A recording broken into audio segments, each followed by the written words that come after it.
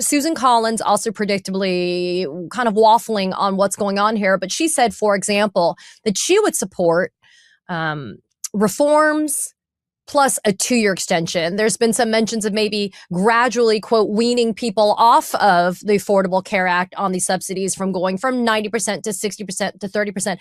I mean, what do you say to folks that are saying, look, a 3-year clean extension may not work, but are Democrats working with Republicans to find something that may, including income caps and maybe, again, weaning people off these subsidies?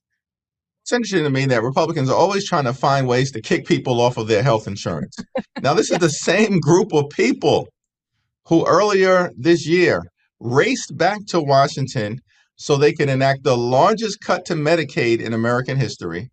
Right, I At the call it the same big time, bullshit bill. right, Yep. Yep. you're a little more direct than what we've been Sorry. politely calling it, but you ain't wrong. You ain't wrong. One big ugly bill.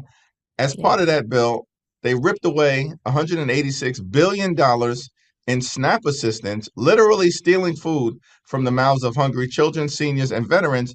And they did all of this so they can enact the basically massive tax breaks for their billionaire donors.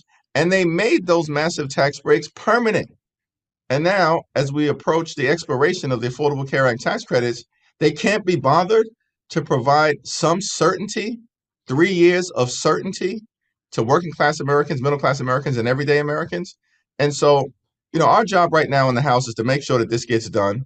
Johnson can no longer delay things when we get back to Washington. He should have never recessed the House. And by the way, we should come back. This is not complicated. The votes exist.